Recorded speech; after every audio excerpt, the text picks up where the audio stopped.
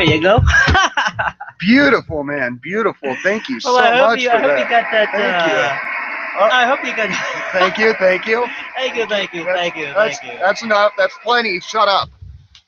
Well, I'll scoot the chair over here when I'm not playing. Welcome, everybody, to Trailers and Trash. It's June 21st, 2016. We are live with Asaph Adonai. Adonai.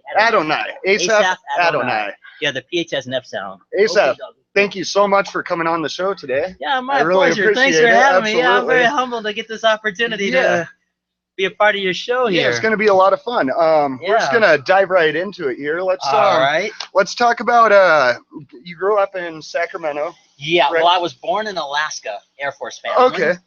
And my family traveled from the time I was born until I was 12, and then we settled in Sacramento. Absolutely. So. And you have been playing piano for about how long now? Oh gosh, since I was 10 years old. Since you're 10 years old. Yeah. And what sparked your interest? What sparked your passion for music? Well, normally somebody would say something like, "Oh, I saw Liberace on TV," but that wasn't the case with me.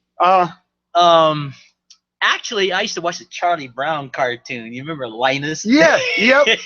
on the little toy piano, yeah. Yeah, and that kind of caught my interest when I was like maybe 7 or something. Watching that, and then I told the story about when years later, couple years later, when we got a piano at home, my father used to drink gin. And I'm not endorsing gin, y'all, so don't be going out of your liquor store buying it. Buying gin, yeah. But you know, military families, they have gin and alcohol. Oftentimes they do. Yeah, so anyway, my father used to drink a lot of gin, right? And every time he'd leave the house, he'd come home with something brand new, like a toaster, lamps, dishes, sheets, blankets, whatever. Just whatever. Like a I'm sorry gift kind of. Yeah, he just get the drinking, right? And then come home. And one day he drunk, and a few hours later he came home with a brand new piano. We're not talking used. This was brand new. Oh my gosh. I think I was like 8 years old then. And maybe 9. And my father was stationed at Langley Air Force Base up there in Hampton, Virginia when that happened. Okay. And he bought this brand new piano, and my mom had a fit. Talking about my birth mom, she had a terrible fit. She was crying, and she's like, "What are we gonna do with this piano?" I gotta tell you the clean version, because she called him every name in the book. Oh yeah. And my mom was too poor to have the piano taken back, so it just became part of the household. And then I started messing around with it, right? And when we moved to Sacramento, I got formal training. And that's how it started. So you moved to Sacramento when you were about 9 years old, 10 years old? Might have been about 10. 10 years old, and that's when you really kind of dove in head first, and you said, music is what I want to do. Well, actually, I got the opportunity to take formal lessons instead when we were in Virginia. When we were in Virginia, it was just messing around. Because we had a piano in the house. Yeah, you might as well. Sweet. Yeah, it was a brand new piano, because my father wasn't exactly poor, so he could afford to do some crazy thing. And I don't even think he remembered he bought the piano. He could afford to just get turned up and bring home a brand new piano. He just had a piano brought home, and that's how it started. Very cool. And then you took a formal one-on-one lessons, or? Yeah, by the time I got in junior high school, I was able to take formal training, and I also took trumpet lessons too. So. Well, I wasn't going to be no Louis Armstrong or Doc Severinsen or Wynton Marsalis, but at least I could play some notes out of the instrument. Yeah, absolutely. And who were some of your first musical influences that you really kind of started trying to emulate? Maybe? Okay, my 2 main influences, one, of course, Liberace. It goes without saying. But I want to talk more about Roger Williams. I don't know if you ever heard of him. I'm a little bit familiar, Yeah, he was a famous pianist in the 60s, and he appeared on the Ed Sullivan Show, and he did a lot of concerts. He played for like presidents, and just did concerts all over TV. And one day, when I was a little boy, I was watching him on the Ed Sullivan Show. They were playing a song called "Green Onions," and there was another song that he played. And it just so impressed me when I saw this. And then I said, that's what I want to do. After watching Roger Williams on television when I was a kid. Yeah, absolutely. And you went to, after your formal one-on-one training, you went to the San Francisco Music Conservatory? Yeah, well, see, when I graduated high school, first I did student teaching for 2 years at my old junior high school. I was 17 when I graduated. So I was working with a band teacher, 5 band classes a day. Oh, wow. And we're at Foothill Junior High in Sacramento. And then I got the scholarship to the conservatory when I was 19. And after my student teaching for 2 years, went there. Yeah. And that was way cool. Awesome. How long did you attend? About a year. About a year. Yeah. Did it? And I was kind of discouraged that I didn't get to, complete that. 2, 3, 4 years, however long. Yeah, the whole program. Yeah, and not to pick on my father, he wasn't exactly supportive of that. Yeah. Anyway, so yeah, I mean, you're hard pressed to find a military family that's going to be supportive of. Yeah, well, not to pick musicianship as a career. Yeah, well, even non-military families, a lot of people freak out when you're, your son wants to be a musician. Yikes! Yeah, they get all scared because they'll be homeless within the year. There's this stigma, and that's just the furthest thing. Yeah. You're not gonna be homeless because you're a musician. That is crazy. No, never. I mean, it's music has helped me eat more than one occasion. Well, here's a good example, and I'll finish that point. You ever watched the Jerry Lewis Telethon years ago? When they had that. Yep. Okay, you remember that orchestra they had in the background? Yeah. Well, they had like a great jazz band, symphonic kind of band on those telethons, and you didn't know those people from Adam. Yeah. And they're not starving. No, my goodness, they probably make more money you and me put together on just one night of playing at the probably. I mean, but that's not that hard to do, probably. Well, see, the point that I'm making is that the misconception, people think if you're not a famous musician, like a main name, like say Taylor Swift or Miley Cyrus, Katy Perry, they think if your name's not out there, that you're not a true musician, and that there's no career. And that's so false. There's so many musicians making a living that you don't know. Oh yeah, we got a caller. Oh, whoa. How about that? Okay. Thank you for calling Trailers and Trash. You are live on the air with Asaph Adonai. What's your name and where are you calling from? Missoula, my home candidate. Oh, hi. Hi. What's going on? Oh, nothing. Just broadcasting a little talk show. Do you have a question for Asaph? No, I actually didn't know the talk show was going on. I was just calling to check in. Oh, that's okay. Well, while you're checking, let me do a tune for you real quick. Yeah, Asaph's going to play a tune for you, okay? Yeah, I'll play it. All right, let's hear the tune. All right. Yeah, let me do that Painted Black for you again by the Stones. I'll do a short version of it. Ready? Yeah, let's do that. All right, I'm going to give you my version of Painted Black. Right on. Hold on a second. Let me turn it up a little bit. Ready? Yep.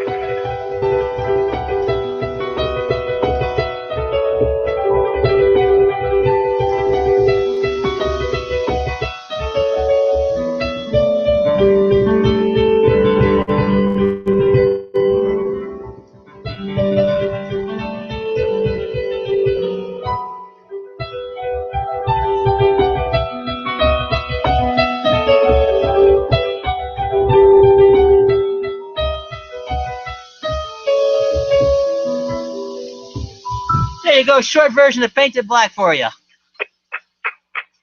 Oh, he's real good. He's clapping.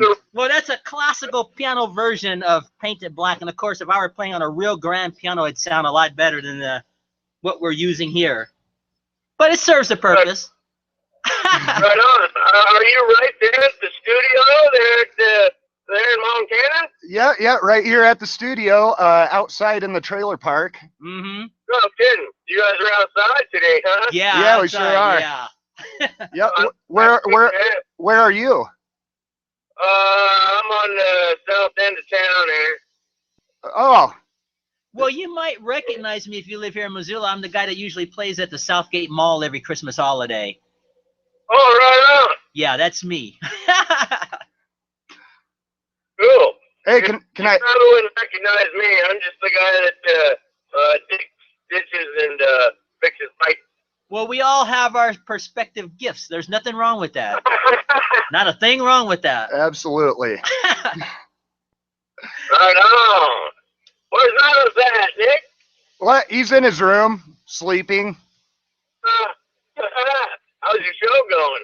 Oh, it's going pretty good. Yeah, we're right in the middle of it right now. We're right in the middle of it, actually. I'm sorry to interrupt. You doing video and such? Yeah, doing a video. It's all on YouTube. Go ahead, tune in. Just type in Trailers and Trash with Asaph. Yeah, that's spelled. Oh, really? Yeah, that's spelled. It's all live right now, huh? Yeah. Yep. That is spelled Asaph. That's my first name. The PH has an F sound. And my last name is spelled Adonai. That's pronounced Adonai. That's my real name, Asaph Adonai. Yeah, you couldn't make a name like that up. No, that's my a good real name. name. That's a good name. Well, hey, thanks for calling, man. Hey, can I sing you a song?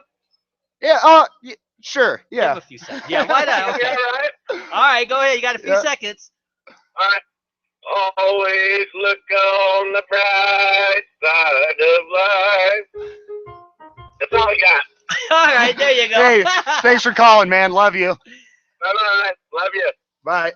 Wow, I got a first call. That's a little First different call. Yeah. Hey, if it works. It's pretty typical call for this show, really. Yeah, that's okay. But anyway, getting back to what we were talking about musicians, the misconception is if you're not a name, that it's not a real job or you're not a real musician, and that is so false. Absolutely. Because like, as I said, the Jerry Lewis Telethon, you don't know these people from Adam, and they're making good money. Oh yeah, absolutely, and studio musicians yeah, of course. especially. You know, you watch these television shows like Mike and Molly and all. Somebody's doing the music to that. Yeah. You know? Yep. They're studio musicians and stuff. Yeah, or there's musicians get a bad rep. Yeah, for there's sure. piano players who play in hotels. They play in piano bars, cruise ships, and stuff. And they're making a killing. Well, another sad thing is too, in public schooling, when funding gets cut, the arts are always the first to go. Yeah, you know, trumpeter Herb Alpert. I don't know if you would know him. Yeah, I know Herb Alpert. You know, well, I don't know him. Know him personally, but well, I know. Well, he was interviewed years ago, and he said the same thing. They always cut, you know, music. It's like they don't take the arts as serious, like computers or English or something like that. Those are the programs that keep people like me stable and sane. You know, it's the arts and music and things of that I nature. can count the number of non-music jobs probably on one hand that I've had in my life since I was 20 years old. Let's list them off. Let's see. I think I worked at Sunrise Mall in California for like a season, like a summer. I worked at a candy store. Nice. You know, hi, may I help you? You know, yes, I would like a pound of turtles, please. And we were chocolate turtles, you know. It was so funny.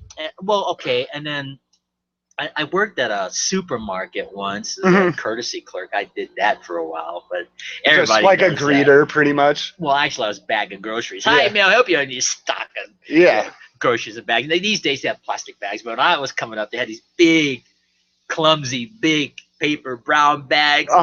You had to cart them out there. It's a little easier now because it's 2016. Yeah, it's a little more technology, a little more lightweight. And then I also worked as a nanny.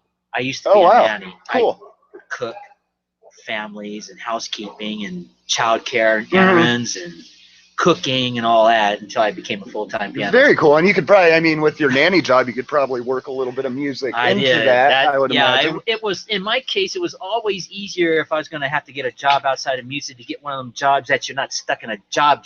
Yeah. Like nanny or babysitting or, you know, something like that. Yeah. Because you can have more flexibility because when you're committed to a job, you can't always take time off if audition come up or, you know, something. Yeah, absolutely. I always went that route there. Very cool. These non-job jobs. But, yeah, I've not had very many regular jobs in my life because, you know, I studied – well, after I went to the conservatory, I studied with Bumps Blackwell, as I mentioned to you. Yeah, very cool. Bumps Blackwell, who co-wrote Good Golly, Miss Molly. Yeah, he was Little Richard's manager. He went on to become my teacher. So I studied with him for 3 years. I lived with him and did some work. Wow. Did you ever get to, like, rub elbows with any – I mean, besides him, of course, like any rich – well, not rich, but famous, well-known musicians? Well, I had some mild – early concerts in those years. Yeah. And I never actually met Little Richard, but I did get to talk to him once. So oh, cool. Very cool. Wow. You know, stuff like that. But getting back to the non-music jobs, you know, you're not going to fall off the edge of the world because you're a musician. Like the misconception is. There is a misconception that is what happens. Yeah, I mean, I have been performing since I was 20 years old. And then it became even more full-time after I studied with Bumps. I got my first job in Vegas. I think I was like 24 at that time. 24. I was 24 years old playing on the main strip, and I played with a group called Pat Guidry and the High Rollers. Oh, very cool. You know, he's a famous blues singer, jazz singer in Vegas, and he gave me one of my first early jobs. Oh, wow. And what? How much were you making per night? Oh gosh, Just out of curiosity, if it's not too rude to ask. Well, it could get up to about $300 a week. Really? Yeah. Per head and per person well, in see, the band? how they did it was like they didn't pay us. They paid Pat because he was the star. Okay. And he pays the musician. I see. That's how they do it. Like if you're on the main strip, they can make about, say, 10 grand a week. Wow. Or maybe even more. And then they're able to afford to pay the musicians in the band. That's usually how it works. Or at least at that time. I don't know about now, but we're talking about 20 years or 30 years ago or more, something like that. That's the way they used to do it. Wow. They would just pay the star. Yeah, and then he could dole it out as he saw fit. That's correct. So yeah, if you screwed up, you're cut off. Well, maybe not cut off, but you might get a little cut or whatever. Yeah, absolutely. And how long did you work in Vegas on that gig for? Well, I played in Vegas twice, and the first time was probably about a year as far as with Pat. And I left and went home and did some other kind of music stuff back in California. Mm-hmm. But my career took a change by the time I got into my early 30s. Okay. Because I started playing for the Salvation Army. Mm-hmm. Oh, you did that for... I did that for... that turned into a 20 12-year gig. No, 12-year gig. That was a 12-year gig. And all I did was just, instead of ringing a bell, you know how people have the...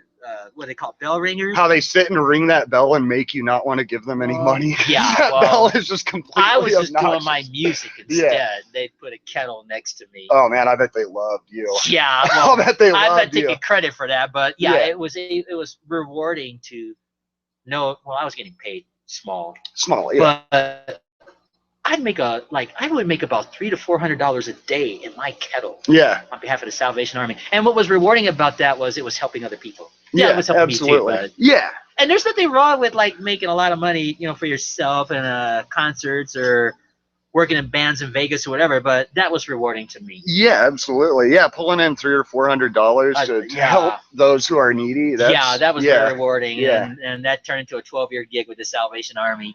And I also got nominated for the California Jefferson Award for Community Service. I did my very cool. 5th year of playing for the Salvation Army.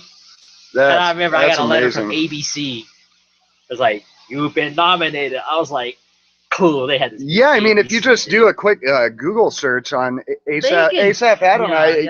There's a lot of stuff about me on Google these days. There's a ton of stuff, man. Well, I'm really humbled by it, but I had nothing to do with it. I didn't post that stuff. It just, you get an interview like this show or whatever, somebody writes something about you and it spreads like crazy, the first thing that came up was this book that you brought here, Supermarket Pianist. How long ago was this published? Well, about not even a year yet. It's brand new, pretty much. This awesome. book. And this in fact, I have to wait a year from now to see how the sales will go on this book. So it's relatively new. Yeah, go ahead, go get on Amazon and type in Supermarket Pianist by Asaph Adonai, and it'll bring up the link, and you can purchase it at Amazon. Yeah, and you can also go to Hastings here in Missoula, Montana, and get a copy, or Fact and Fiction downtown Missoula. Awesome. They probably have more copies of Fact and Fiction. Yeah, well, Hastings is going out of business. Yeah, I know. I heard about that. But Fact and Fiction, you can't go wrong there. In fact, I think they've ordered twice because the book's sold. Awesome. And tell us a little bit about what the content. Basically, the synopsis of this book: Asaph Adonai, memoirs of a pianist's life of physical and emotional abuse growing up, 2 failed marriages, a life of music, healing, and learning to forgive. That's the basic synopsis. Interesting. Yeah. Just that short little sentence there pretty much covers the book. Yeah, awesome. And you were telling me a little bit about the I guess you'd call it the format of the book and how you kind of tied in television shows with. Yeah, what I did to make this book relatable, I used television shows to make analogies with Old and New Testament truths from the Bible. Oh, very cool. I'm not here to convert anyone or save anyone. I just use those analogies so that it can be relatable. Yeah. That's it. And accessible. Awesome. Very cool. And like I've had scenes like I'll talk about Lost in Space or Law and Order. Mm-hmm. Now, Lost in Space is a show from the past. I don't know if you. I remember Lost in Space. Well, absolutely. I'll use an example. you know how you're like in your 20s and you start going dating girls and stuff, and sometimes girls want to kind of do things when you're not married. Well, anyway, there was this one girl years ago. She called herself liking me, and she wanted to like consummate the relationship, and we weren't married. And I told her I was saving myself till I get married, and she looked at me like I was lost in space with June Lockhart. So that's kind of a analogy I use in the book when I'm making those analogy stories. Yeah. So you just had to get the book. No, it didn't. It didn't work out. I take it. Well, no, she left. She left, but you know, those things happen. Her loss. Look, I was like maybe 22 then. Oh, you don't want to be tied down at 22 anyway. No, when I was in high school, I knew exactly what I wanted to do. Yeah. I always knew I wanted to be a musician, piano player, pianist, whatever. So I just spent my life playing music pretty much. Yeah, let's get back to working with Bumps Blackwell. Well, let me tell you how that came about. My very first music job, I did some music for Loyola Marymount University in California. I don't know if you know that school. I'm not familiar. Well, they're kind of known in that area. And at that time, they didn't have any marching bands or pep bands, you know, symphonic bands and things like that. There was just nothing. And I went to a basketball game one. I didn't even have a national anthem. They just started playing. There was no band there. And I still was somewhat able to play the trumpet at that time. So I got permission to play the national anthem the very next night. That's how I got started at Loyola Marymount University, because then they started inviting me to play for their school functions. And I played at that school for 5 months. You know, everything. If they had a cheerleading thing, basketball game, whatever school event. Yeah, you were there. And then Father Don Merrifield was chancellor of that school at that time. He ended up giving me free room and board instead of just hanging out with friends. Awesome. And there was a student there named Deetra Cannon, and her grandfather was friends with Bumps. So she was friends with Bumps too. And she contacted Bumps, and then an arrangement was made for me to meet him. And I got to play for him. And then eventually, when the job ended at Loyola, I went home for a while, and about a month or so later, he called my parents, "Hey, this is Bumps Blackwell in Los Angeles. I want your son ASAP to come to Los Angeles. I'm going to study. I want him to study with me. I'm going to teach him, you know."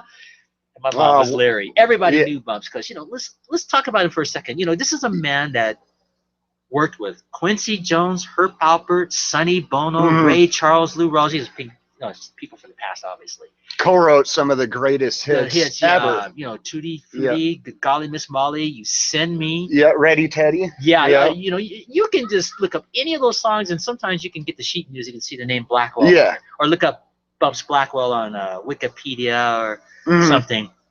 And so he convinced my parents to give me permission to go out there. And when I got to Los Angeles, or when I went back the second time after playing at Loyola, the rest is history. That's awesome. I trained with this guy. We did arranging, performing, everything, just learning, just getting my feet wet. Awesome. Very cool. And that's how, and that. Did you get to perform with him at any point? Well, not with him personally, but, you know, I would get to do little minor performances if he would set them up, or somebody that he knew was there. But the majority of the stuff I did was charting out music then. It got to the point where I would chart out music for other people that he was recording. So I would write out their music for them. They'd go in the recording studio. They had those old-fashioned recording studios before the computers came out. When they used to say, "Come sing into my can and we'll get you on wax." Yeah, that kind of thing. And they had the glass thing, and the band would be on the other side. And that was so rewarding. Very cool. To see the music that I had written out. It was their stuff. I would write it out. And I'd be watching Bumps record these people. It was just such a rewarding thing. That sounds amazing. Yeah. So I got all those experiences, and he was preparing me. And it's in the book. Bumps passed away right after training me before I got to sign artist management. And I was lucky enough to be one of his last, what do you call, clients or apprentices, clients? Yeah. I'd say apprentice. Kind of like probably appropriate. If I had to describe it, it's like the Karate Kid. Remember Mr. Miyagi? Sandy Flow, wax on, wax, you know, that kind of thing.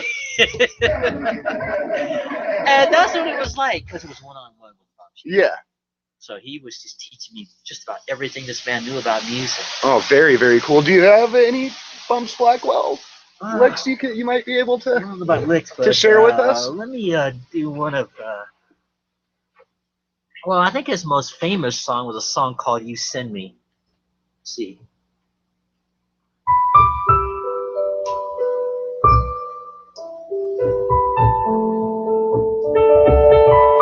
You recognize song? You I Send do. Me. Yeah, I do.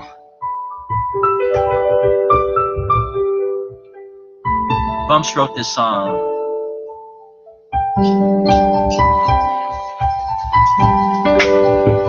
Short version of that there. That's incredible, man. Well, he had more rhythmic songs too, you know, not just the ballad stuff. More like, yeah, kind of like almost rockabilly. Yeah, style it would be bit. very difficult to do that on this little keyboard. Yeah, you yeah, know, there's not enough absolutely. keys for me to really try to do something like that. Yeah, just gotta make do with what we have. That's the name of the game here on Trailers and Trash. If you want to call in and talk to Asaph, go ahead and call 406-926-2630. The phone lines are open. But anyway, yeah, he wrote all these songs, and when he passed away, I got my first job. I think I was 24 in Vegas. We're talking. And I played with Pat Guidry and the High Rollers. Pat Guidry is a famous blues singer, jazz singer, and he worked on the main strip in Vegas for years.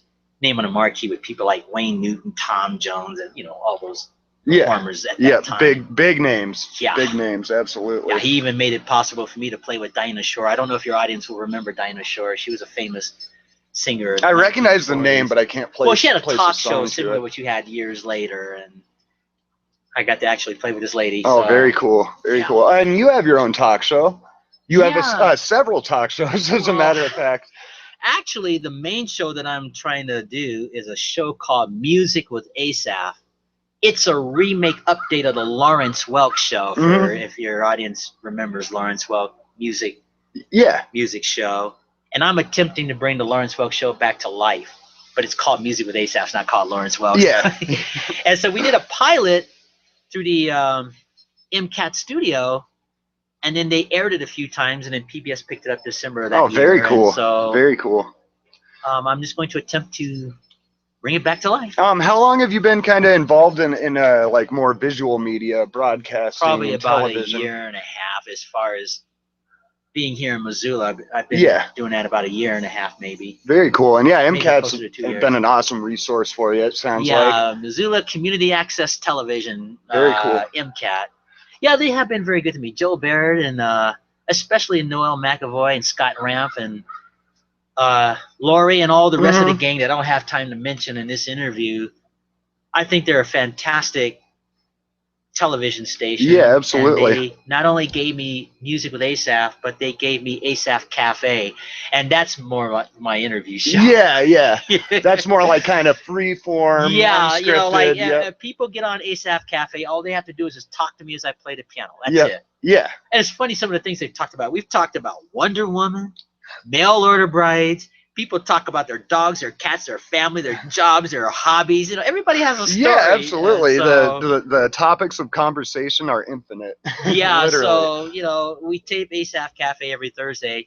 But getting back to Noel and Scott, they gave me the opportunity to do their show. Their show is called Wake Up Missoula. Yeah, I've watched a couple of episodes. It's like watching K-PAX News if I had to describe it. Yeah. And Noel, I mean, this lady's just a consummate professional. Well, so is Scott, but you know what I'm impressed with this young woman is how she just has a knowledge of community events, city council news, you know, world events. Yeah, absolutely. And it's just amazing to watch this young woman report the news. And I think she's going to go very far. So. Yeah, I think you're from what I understand, when she's ready to go to the big city or whatever she's going to do, I think she's going to do just blow up. Yeah, she's going to be. She has skills. She has skills, absolutely. I think she's going to be another Barbara Walters or something like that. I think she's going to go very far, and I'm very proud of this young woman. And I make no secret. I talk to her all the time. I tell her I think she's going to go far, and it's fun watching her. You know, I have a tiny little part. You know what's interesting about Wake Up Missoula? You know, when they're doing their news, I'm playing the piano very lightly in the background. Yeah, that's something. Yeah, it's super soothing too. Different, you know, when they have this news program, and then there's a segment called Musical Notes with Asaph where I get to do the entertainment stories if I had to describe it. Oh, very cool, very cool. I want to talk a little bit more about music with Asaph, and All right. and what inspired you to reboot the Lawrence Welk Show. Well, when I first met Joe Barrett and was getting familiar with the MCAT studio, they were going over the procedure about how they produce shows and stuff like that. And the subject of Lawrence Welk came up, probably because I'm older, when I was talking with Joe. So he made a comment about, you know, if you were to do a show, say like a... We have a caller. Thank you for calling Trailers and Trash. You are live on the air with Asaph Adonai. Hello? Guess who has lost the connection? Hello? Perhaps they'll call back. Oh. Okay. But anyway, getting back to Joe, when they were going over the procedure, how they do television shows, he made a comment about if you were to do something like, say, Lawrence Welk, for example, you put it together and we'll shoot it for you. And when he said that, it clicked. I'm like, hey, I like that idea. The world's ready for another Lawrence Welk show. Yeah, so he said, okay. Joel said, okay, I'll tell you what, Asaph, you put that show together and we'll tape it for you. I went home that same evening, and this was July of that year, 2014. That same evening, I took pen and paper and started writing the script to this new Lawrence Welk show. Very cool. Very cool. I secured the copyright on it, and then in September, we shot it. We shot it at the Florence Hotel. Oh, awesome. Sweet. And Gives it that nice, like, kind of historical ambience. And Mayor John Ingen took time out of his schedule to be part of that show. That's amazing. And then MCAT, they showed it on air October and November, and then PBS picked it up in December of that year. And so all I have to do is get the funding. We can do it every week. I think it's a great idea. You know, you turn on the television these days, and there's so much negativity and trash and violence and sex, and I don't necessarily have a problem seeing those things on TV. Yeah, I'm not going to say don't look at that. But I think we're ready for a little bit more like just good, wholesome positivity and fun. Now, I don't know if your camera will show this here or not. But there's Mayor John. I'll lay it down here if you lay it this way. There we go. There's Mayor John Ingen. This is the set of the new Lawrence Welk show as far as the pilot. So if your audience wants to see this, all they have to do is put Music with Asaph, A-S-A-P-H, on YouTube, and they can see the entire pilot to the show. Very cool. And, of course, there's no band in this pilot, as you can see.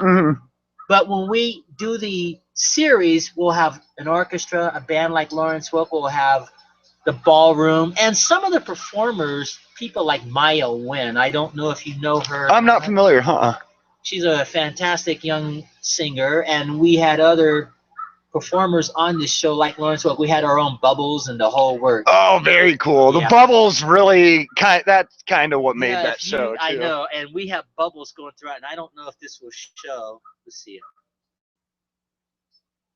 Let's see if this will do it here. I don't know if this will show. They don't have to hear the sound, but see right here? They may not be able to hear it, but this is the actual beginning. See the bubbles floating around there? Yeah. Oh, very cool. Very cool. And stuff like that. Celebrate Asaph Adonai and hostess Luis Bundy with Music with Asaph. And here's our theme. You remember Lawrence Welk had their own theme? This is going to be our theme for this show. Oh, here. Amazing. It's just like a television show. And there's Maya Wynn right there. And there's the mayor, and that's the whole cast, see? Yeah, that's awesome. The production quality is great. Yeah, MCAT put this whole thing together. And then, of course, there's Luis walking down the staircase to give the introductions. This lady here helped me write this show. She is a professional ballerina, ballet teacher, very cool. Jazz dance teacher, and so on. And, of course, there's our bubbles again, and there's Mayor John Ingen coming out. Sweet. That was really cool of him to appear, give you that kind of needed boost, you know? Yeah, so I'm going to freeze frame this here. When it gets to that spot again, I'll freeze frame it, and your audience can look this up. But, yeah, MCAT, Mayor John, Louise, all these people were factors in helping me to fulfill this dream. Very cool. Make this Very show cool. Come true. Have you done any crowdfunding or things of that nature? Well, see, there it is right there. Well, I got on the same spot there. I chose not to go me and all that because I don't want that stigma scam. Now, I'm not saying the GoMe Fund is scam. What I'm saying is that there's this stigma that when you're asking for money like that, that there could be dishonest people, and you never know. It happens a lot. So especially I said with that, if I was going to get the funding for this show, I'd rather have a foundation like the Tiger Woods Foundation or the John and Catherine MacArthur Foundation or something like that to support this show or fund it for the series. Yeah, absolutely. Absolutely. But yeah, your audience can see the entire pilot on YouTube. Cool. Yeah, just type in music with Asaph. Yeah, right? But as far as the series, you know, I'd rather do it that way. Yeah. There's no room for error because I don't want that attached to my show. I don't want that stigma or that question mark, that doubt. Yeah. Yeah. No, that kind of makes sense. Yeah. So we'll just see. I get the funding. We'll be doing music with Asaph every week right here in Missoula. That's amazing. That's good. Instead of going to Los Angeles and Vegas to do a new television show, I want to do it right here in Missoula, and there's a freshness about it. Yeah, absolutely. Because it's not New York and it's not LA. Everybody goes to LA. Everybody goes to New York, Yeah. Chicago, Vegas. Yeah. I'm going to do it right here in Missoula, Montana. Yep, clicking through the channels, see broadcasting from Missoula. Oh, weird. I've never heard of that. They have TV in Montana? Holy shit. So I know. So if the good Lord bless me and I get that funding, we'll do it every week. Very cool. Very cool. Yeah, and you brought a DVD here of the pilot, which is awesome. Pilot, yeah. In the meantime, I just do Asaph Cafe just to keep my chops going as far as getting in front of the camera. And that's just a fun little community. Yeah, absolutely. Yeah, I mean, the more you're in front of the camera and the more you talk in front of the camera, you really do see yourself start to improve a little bit, a lot of it. Yeah, actually, so that's exactly what I want to do is launch off this Music with Asaph, the premise, Lawrence Welk update. And speaking of Lawrence Welk, the Lawrence Welk Network has the DVD version of the show. Oh, cool. They're going to try to help me launch this further, but they can't do anything until I get it on the air. Yeah. I have to get this on the air. And I can't say this show will be a hit. All I can do is just provide the entertainment and see what happens. Yeah, I mean, that's all you can do. I think everybody is ready for this kind of entertainment. I think so, too. You know, I like the regular shows, you know, Law and Order and, you know, all the stuff that's out there because I can relate to it, but... Yeah, well, you should see some of the things people get like famous and recognized for these days. Yeah, and that actually has substance and quality of content. Yeah, so that's what I want to do is launch out this new show. There's a guy bring a family show back. Yeah, absolutely. There's a guy on YouTube who got famous from like eating pencils and chugging hot sauce, and that's literally all he does. And he's making thousands and thousands of dollars. Yeah, so who knows? Maybe I'll look up and get that. You know, who knows? I don't know. So, yeah, I mean, if Lawrence Welk doesn't work, there's always a plan B. Well, that's where Asaph Cafe probably comes in. Yeah, you know? For sure. And you brought an album here. Yeah, I have a CD here. It's called Lean on Me, Jeannie Marie. It's a combination of classical and popular songs. The popular songs are played more in a classical style. Let me demonstrate. Very cool. Yeah, would you? Yeah. Awesome. The main song on this is a song called This Guy's in Love with You. I'll do a short version of it.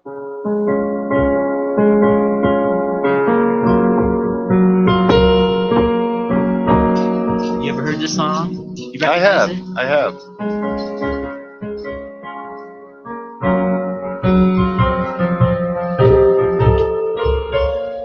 Neat song. Yeah, beautiful.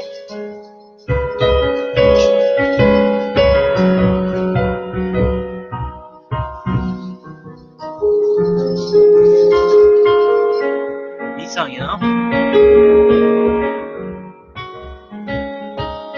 gonna stop on that chord right there. Lovely. But anyway, the name of this album is Lean on Me, Jeannie Marie, and the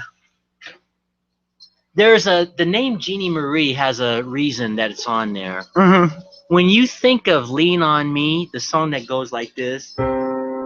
Lean on me. You know that? You recognize that? Yep. You usually think of the Beatles when you hear that. But the Beatles did not put that song together.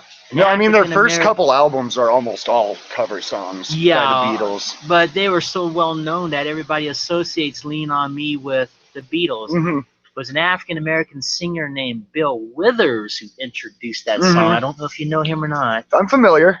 Well, anyway, he introduced that song, Lean on Me, Bill Withers. And the reason I put the name Jeannie on there is because I didn't want people to think the Beatles when they see Lean on Me. Yeah. Yep.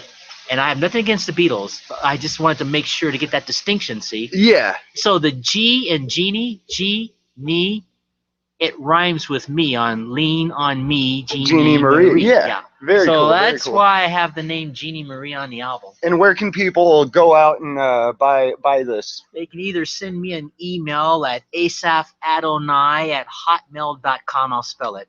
asaphadonai@hotmail.com. There's no dot in between. It's just all lowercase. asaphadonai@hotmail.com.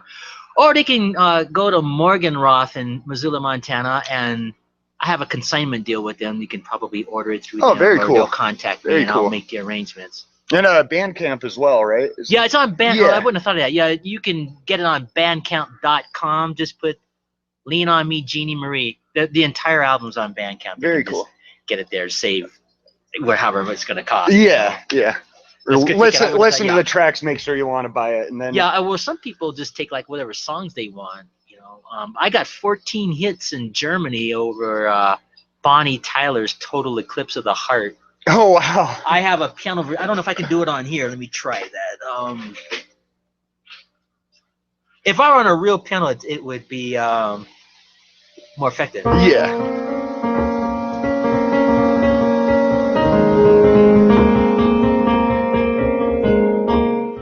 Recognize it?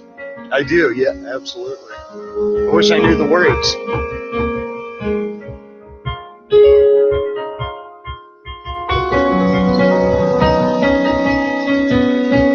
I won't do the whole thing. Can you sing it? No.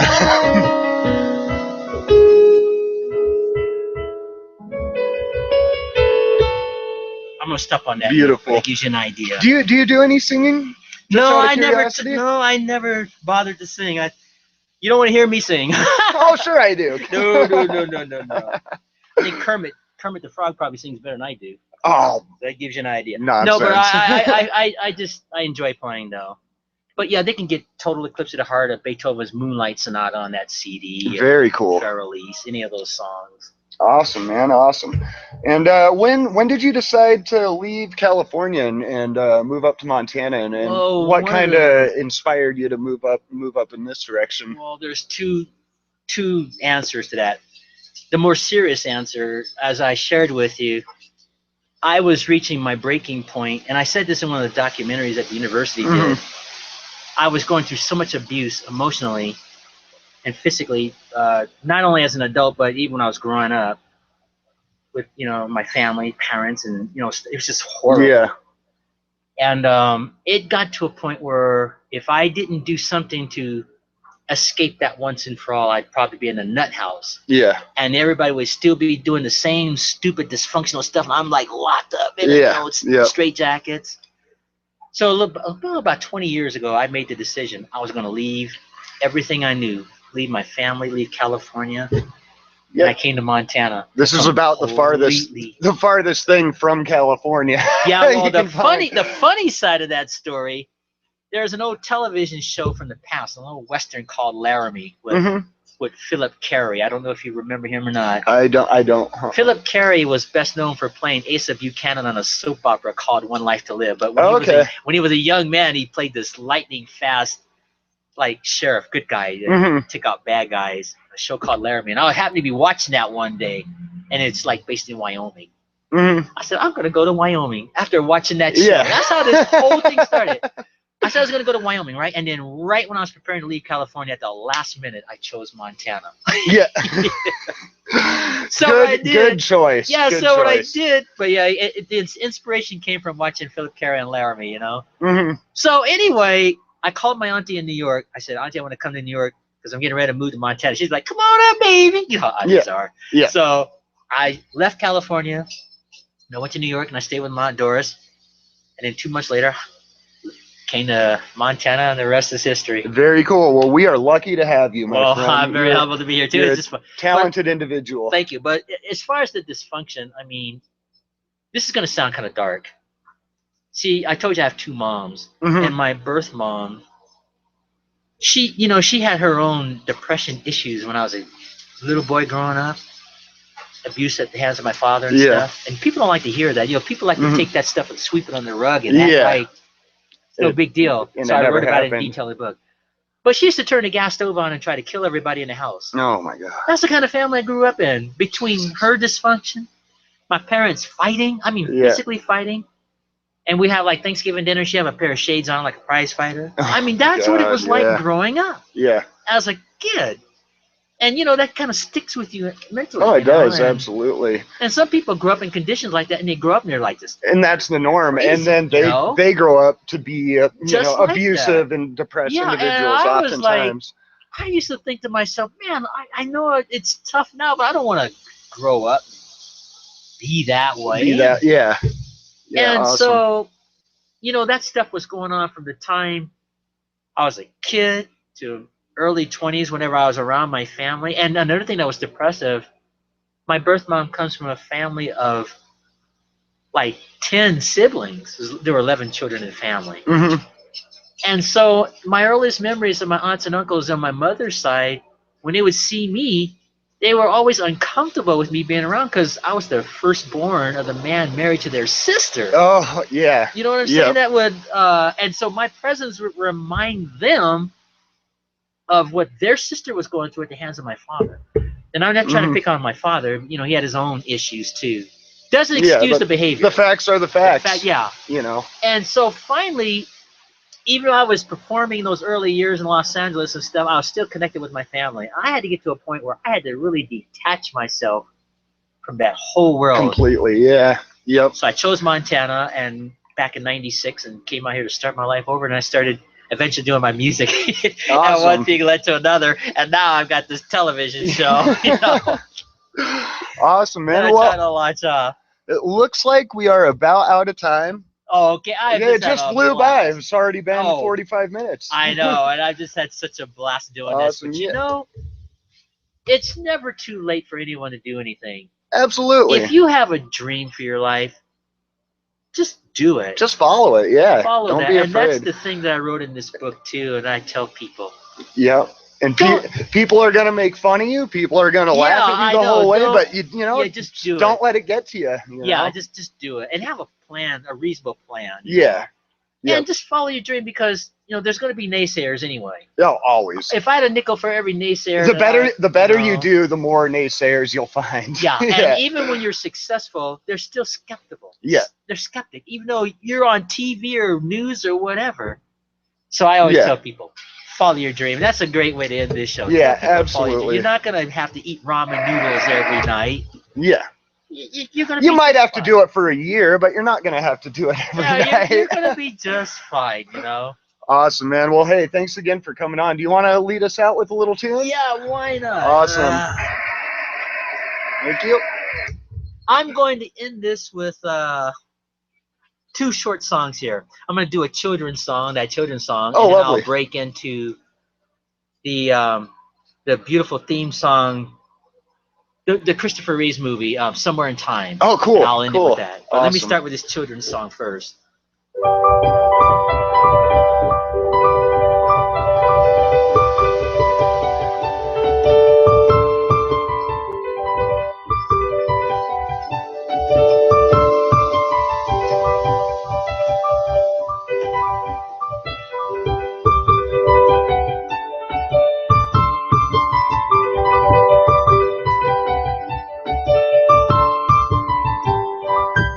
There you go. Lovely, lovely. Very good, very good. That is a song called Where Did My Little Dog Go? For little children. And for your adult audience, I'll play the theme closing out Somewhere in Time.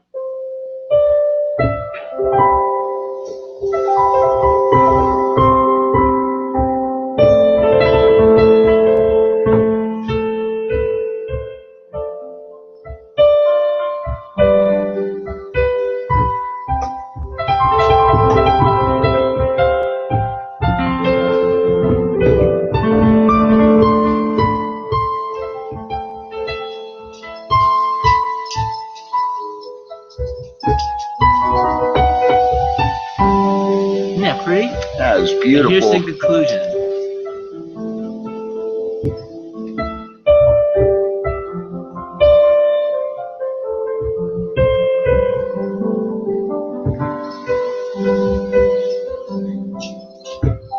There you go.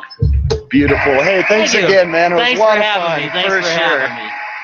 For sure. Can't wait to get you back on again. My pleasure.